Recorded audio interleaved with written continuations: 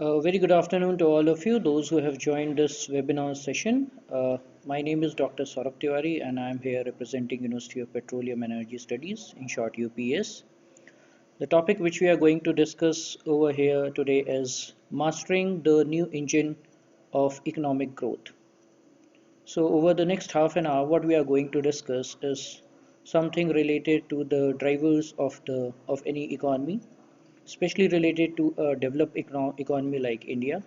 What are those factors which drives the economy? How a developed economy can be beneficial or how the productivity can be increased? What are the advantages that a growing economy has over already a developed economy? The pace rate with which it is growing, what are the nitty-gritties of this thing we are going to discuss in this next half an hour. So I'll start with as a large emerging economy with a growing middle class, India has captured the attentions of developed economies eager to tap into a new market with hundreds of millions of potential consumers. Now, within Asia, policymakers and private companies alike look to India as a regional market for export and large scale projects. India has also increasingly emphasized strategic economic relations in the region, most notably with Afghanistan, Pakistan, China, and the Association of Southeast Asian Nations, which we call it as ASEAN. The excitement with the Indian economies has generated lately is due to the large part of changing internal and external dynamics. By some estimates, Indian economy will grow from its current $1.8 trillion GDP to be the world third largest in somewhere around in 2030, with a GDP close to about $30 trillion. Correspondingly, North America and Western Europe's share of global GDP is expected to shrink from 41% to almost 18%, while developing Asia will grow from 27% to 49%. India exports of goods and services have risen from 8% of GDP to 25% in the last 2 decades alone. In addition, its exports are more diversified, both geographically and in terms of products it sells, than as compared to its neighbors and competitors. Many believe that India could be the rising economy powerhouse that China is as seen as today. And very soon we are going to overcome this. There is a broad agreement that the global center of economic activity and growth is moving to Asia, and investors are increasingly looking to India for economic and trade opportunities. Internally, India's prospects remain bright as the middle class continues to expand and the benefits of their participation in the economy spread throughout the country. A more highly educated middle class has encouraged growth in dynamic sectors of the economy and boosted entrepreneurship and consumption. India's young population constitutes almost two-thirds of the total populace. The nearly 800 million Indians under 35 will be an important engine of the country's economic future, often referred to as demographic dividend. This massive young set could translate into an equally massive workforce in the coming decades. If we see, the rising role of Indian states has also served to shift internal dynamics. Many of India's states are as large as nations, and although New Delhi controls the budget for needed reforms and oversight, the implementation strategies for many important issues are largely left to state governments. As policymakers push through economic reforms, knowing which states will execute them with a business and development friendly approach is integral to navigating India's complex environment. Now, with the budget has already been passed, uh, if we go and try to find what are the critical drivers of any growing economy, especially of India, we see that there are some of the drivers which are mentioned over here. Agriculture is one of them, and this budget mostly focuses on agriculture as one of the drivers. Then other we have manufacturing India, which you can easily see through the concept of Make in India. Then infrastructure and construction, mining, utilities and services. India's economy never failed to surprise. On the one hand, the economy promises enormous long-term advantages such as young demographic base, growing incomes, and expanding and globalized middle class, an educated workforce, and a stable democracy. If we go through the theory concept, these factors are enough to propel the country to the league of major economic powers. On the other hand, India arguably has not realized its full potential in the past few years, with the economy strained by structural inadequacies and a general lack of consensus in policy making. Now, in such a scenario, it is interesting to analyze where India's economy stands today and what are the alternatives for policymakers. Now, with a new government, policy decisions and choices will determine the nature, pace, and success of economic growth in the country this decade and the next decade. If we talk about economics, India's economic strength, key growth drivers, challenges, policy debates, and myriad economic facets, we find that competitiveness of the Indian economy is going to catch the next wave in India, which aims to highlight those industries that will power the country's next wave of sustainable growth. These sectors include our infrastructure and construction, banking, financial services, insurance, wholesale and retail trade, automobile manufacturing, pharmaceuticals, and information and communication technologies. So, what are those drivers and how they are going to drive? We are going to discuss. If we see this uh, figure, which talks about the changing economics landscape, our economy has been open somewhere around 1992. So this will show a fact about from 1980 to what happened in 2010. You will straight away see that there is a fall in agriculture share of GDP, which has been offset by an equivalent rise in the share of the service sector. Meanwhile, the manufacturing sector, which is the largest source of employment to relatively low skilled labor, has not taken off at the desired pace. The service sectors have been the fastest growing of all the sectors, increasing at an annual pace of 7.5% during 1990s and 2010, followed by the infrastructure and construction sector. Usually growth in traditional services precedes growth in services that requires state-of-the-art technology. However, in India, a sharp increase in income and private domestic demand among the rising middle class resulted in the need for services that could facilitate faster growth and support the rapidly expanding economy. Thus, some technical services such as banking, financial services, and insurance and information and communication technology grew faster than traditional services such as health and education. So, you see, as the GDP is growing, the agriculture is going down, our manufacturing is almost not grown at that pace as compared to our services, which has changed a leap and bound growth. The rest other like infrastructure and construction, utilities and mining have not seen that tremendous growth over this period from 1980 to 2010. If we see from this fact, which is a GDP growth in emerging economies at a rate of CAGR from 1980 to 1989, we'll find that only Russia has shown a negative growth from 1990 to 1991, which is somewhere in negative. Rest are all are in positive. If we see only except for China, India is going to be the second, which is growing at a higher CGR as compared to other competitors like Indonesia, Turkey, South Africa, Brazil, and Mexico.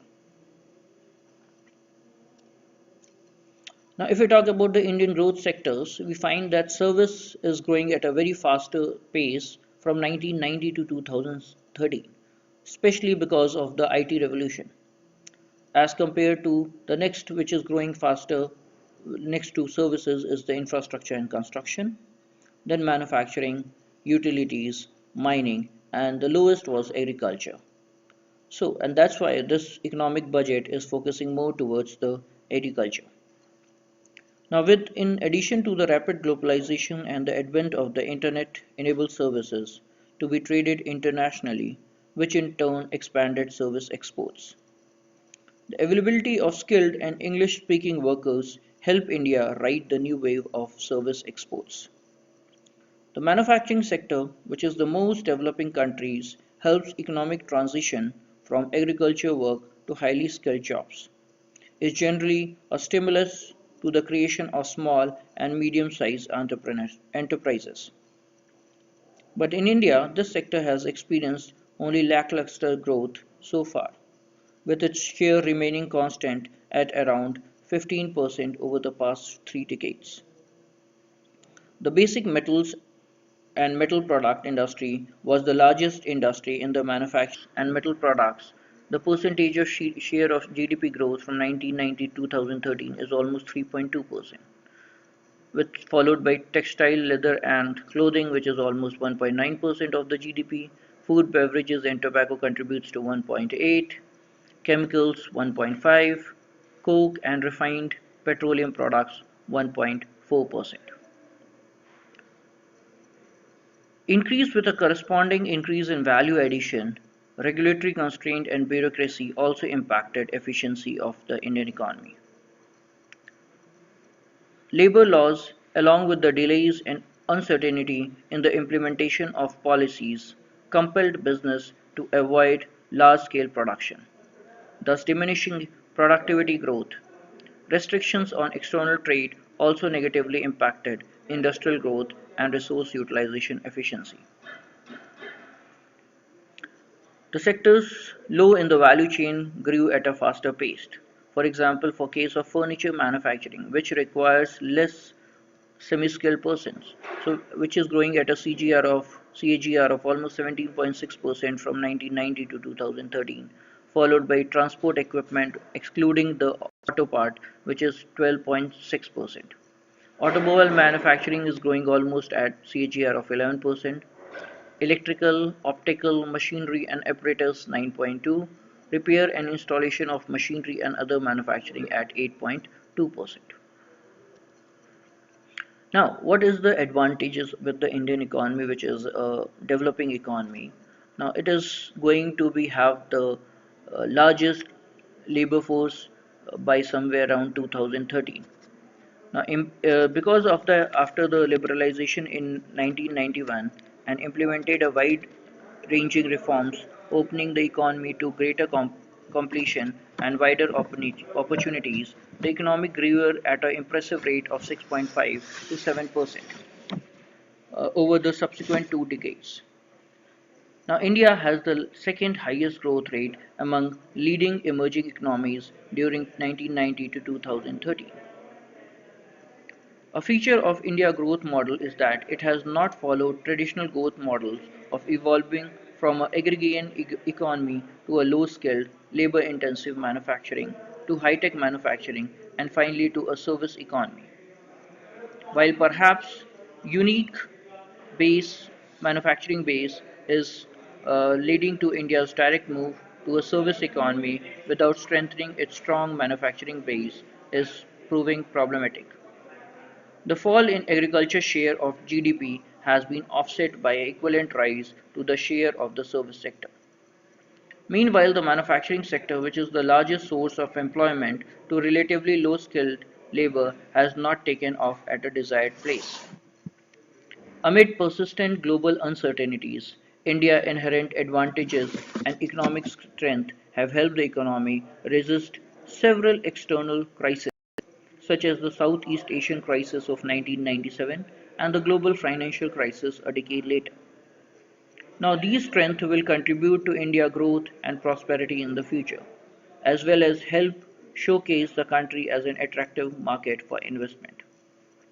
India's demographic advantage offers a strong edge to leverage opportunities, essentially for a vibrant and rapidly growing economy.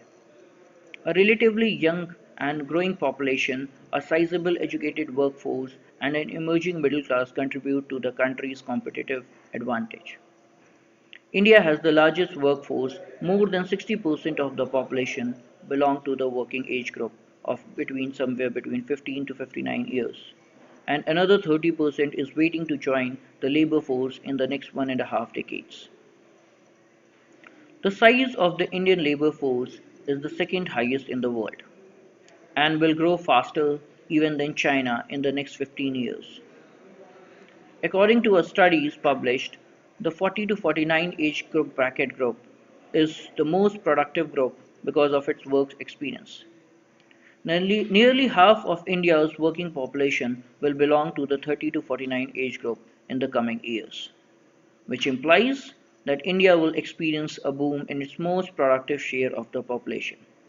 At the same time, that this segment of population will be declining in China and also in the United States.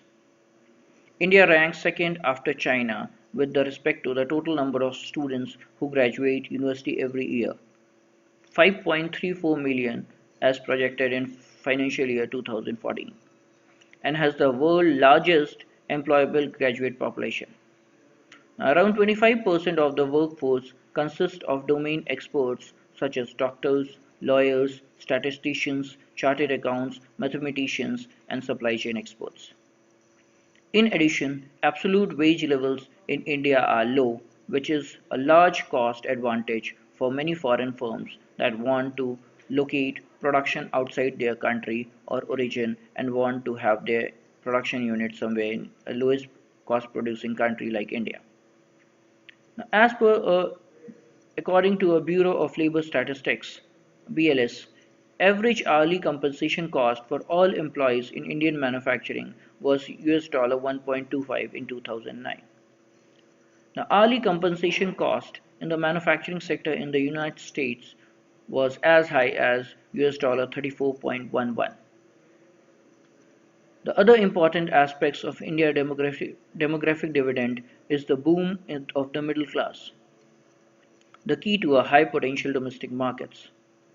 Currently, the middle class, which defines as people earning somewhere between $10 to $100 per day as per the 2005 prices, is small around 50 million people, or even less than 6% of the population. However, rising income will be likely spur the growing middle class, and according to the World Bank, India could add more than 1 billion people to the global middle class between now and 2039. In addition, by 2030, India will likely be the world's largest middle class consumer market, accounting for 23% of the global middle class consumption, surpassing both China and the United States. However, there are some risks associated with a growing workforce. If there are not enough productive jobs, only 66% of the working age population, that is between 50 to 59, is suitable or available for work. And out of this, only 13% of 30% of the total population has stable employment, defined as engaged in economically productive activity over the next 6 months. Lack of job creation, limited availability or vocational and the on-job training, poor education, infrastructure, low literacy, and skill mismatch has made a large population of the working population unfit for work. Furthermore, closing to the two-thirds of the population resides in rural areas, which lack quality infrastructure and job opportunities. Job location and excess employment in agriculture also contribute to 34% of the population being employed. These factors have resulted in poor labor productivity in the economy. While a large working age population may not be sufficient to guarantee economic growth, it is necessary to sustain it. No growth driver is as certain as the availability of a labor at a competitive cost. While improving labor quality and providing job opportunities for evolving demographic will be a challenging issue in India. India have no dearth of labor supply with which to expand its production capacity. While a large working age group population may not be sufficient to guarantee economic growth, it is necessary to sustain that. No great driver is as certain as the availability of labor at a competitive cost. While improving labor quality and providing job opportunities for evolving demographies will be a challenging, India will be no dearth of labor supply with which to expand its production capacity. And it is very evident from these facts and figures what India will be somewhere around 2030, which is has a very good number of labor force which are ready for increasing the production capacity. And that's why the Indian government is now focusing on skilled labor, or what we call it as make in India policy, so that a large number of employed people, whether it is in manufacturing, whether it is in transportation, whether it is in warehousing, different activities or part which supports the productivity will contribute to this. As per the 12th five-year plan, projected investment in infrastructure sector is around 55.7574 lakh crores, out of which rupees 16.01 lakh crores comes from the center. 12.89 lakh crores will be contributed from various states. 26.83 lakh crores which are going to come from the private sector. So whether it is a center, state or a private sector, all are bound to grow for the economic pace with which India is going to be grow over the next few decades. With infrastructure sector initiative and the Make in India campaign attracting various global players, new trade policy to push India exports, because right now we are importing more than what we are exporting, so which will lead to a increase in the fiscal deficit. So on one hand we have to manage and maintain our fiscal deficit, which the current government and as per the new budget we are trying to stabilize our current fiscal deficit. Now, in order to, along with that, with the infrastructure sector, it is planned that we are going to have 100 smart cities, out of which in the first phase, 20 cities has already been approved and which are under implementation by the government of India. Along with that, some other initiatives which are part of the infrastructure are called as we are going to have a dedicated freight corridors, which we call it as DFCs, a modernization of the inland waterways, along for which there are various waterways which has been already identified as the national waterways, out of which five are there which are ranging from NW1 to NW5 in different parts of the country has been identified, which is assuming as to be the alternative for the other mode of transportation. 42 mega food parks being set already. CI joined hands with British e-commerce player with MSMEs. 2.21 lakh crores are going to be in this budget are going to be invested in the roads, rail and road projects. If we talk about other infrastructure projects, we have our Bharatmala, a road built along India's vast west to east land border from Gujarat to Mizoram at a cost of around rupees 14,000 crores. 121 cold chain projects are being set up to develop supply chain infrastructure. Atal Mission for Regenerations and Urban Transformation. NHI IRFC get nod to raise rupees 30,000 crores by selling tax-free bonds. Modernizations of railway stations, airports, which are going to be 160 in numbers. In terms of railways modernization, we will going to have Wi-Fi, a better infrastructure, a better facility in terms of movement, in terms of passenger services, in terms of staying at the airport or at the railway station. Will have a better infrastructure. If we talk about something related to how they contribute, ultimately for every economy, it is what you manufacture and ultimately how you are going to transport it to a customer. Now, in order that movement or that joining linkage is provided normally by the logistics management. So here we are going to discuss something related to importance of logistics management. So logistics management or even supply chain management has become prominent and acknowledged as a critical factors in establishing competitive advantage in several developed countries. Expansion of international trade and globalization strategy of many companies has increased importance of logistics management. Now, aggregate cost of logistics account for almost 30% of the total landed cost of goods in the hand of the customer. Now, we are going to give more attention to logistic management. As a resulting, we are actually able to reduce our cost, transportation cost, and provide a better performance to the companies. If we talk about logistic industry is contributing directly or indirectly about 25% of the country's GDP and employs several million people. So what exactly logistics management involve from? So effective day-to-day management of transport, storage and warehousing, inventory stock control, packaging, distribution, supply chain is a part of all part of my supply chain, where logistic is a sub part of the supply chain, which import basically integrates the essential many business operations such as retailing, production management, quality control, importing and exporting, project management, forecasting, etc. If you see, the Indian logistic industry is contributing almost 13 to 15%, and the share of 3PL in overall logistic is less than 10%, as compared to US, which is contributing 9.9% of their GDP. Europe is about 10%, and Japan about 11.4%. This is the facts on Indian logistic industry. An estimate to the quantum spend of logistics in terms of INR 90 trillion globally and INR 4 trillion especially in India. So average surface freight in cents, if we compare, India has the highest, which is about 7 cents per kilometer. Turnaround time at ports is almost about 84%, about 84 hours, as compared to Singapore, which is 7 hours, and Hong Kong, it is 7 hours. If we talk about estimated economic cost due to delays at check, for a multi-axle it is 895 INR million, for heavy it is 7660, and for light it is 887. Average inventory in days, if you see, India has the highest, which is about 32.5, as compared to Brazil, which is almost 19.9, and China it is almost 24.2%.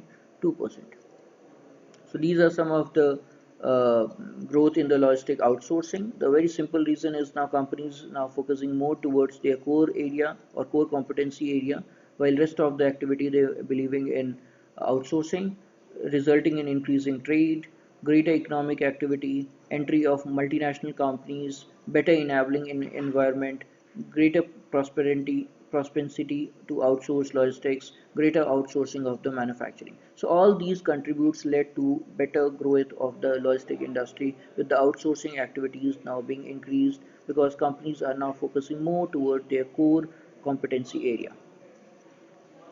Okay, what we are offering at UPS. Now, UPS emerged as an innovative institution offering industry-focused specialized graduate, postgraduate, and doctoral programs in the key areas such as energy, infrastructure, transportation, information technology, and legal processes. The objective is domain-specific and competitive technocrats, professionals, and managers who are ready to join the industry and can serve the industry from day one. UPS is also a member of the International Association of Universities. This enables the universities to participate in annual conferences of IAU, specialized workshops, seminars, expert meetings, and various other events. Now, why logistic and supply chain management is preferred over a general MBA courses, what we are offering at UPS. So, in this case, this program was basically aims to develop and train future leaders and managers in the fast-growing logistic and supply chain sector. A highly integrated program which we are offering in terms of MBA LSCM, you would acquire knowledge and understanding of multiple facets of supply chain business, which includes your purchasing, materials management, supply chain management, transportation, custom regulations, foreign exchange, international trade, and information technology, along with some other various aspects of the business. So some of the general courses which you are going to get in if you join MBA LSCM, we are going to study economics and management decision, organizational behavior, marketing management, human resource management, research methodology and applied statistics, and customer relationship management, along with the domain specific courses which actually make your course a different better than a general MBA.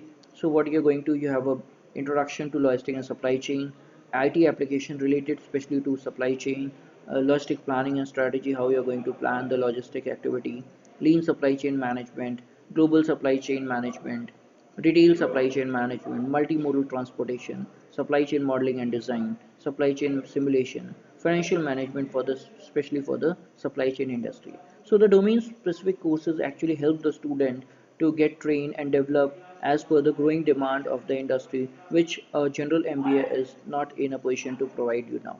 General MBA courses normally provide general courses which actually help us in getting a job. But when you choose a specific domain specific courses, the employability factors in a particular area is very high. And for a supply chain which ranging from manufacturing to services to banking to insurance, everywhere there is a supply chain requirement of experts or the industry person who can work for the industry and can from day one can help us in making and contributing to the countries to the company's growth.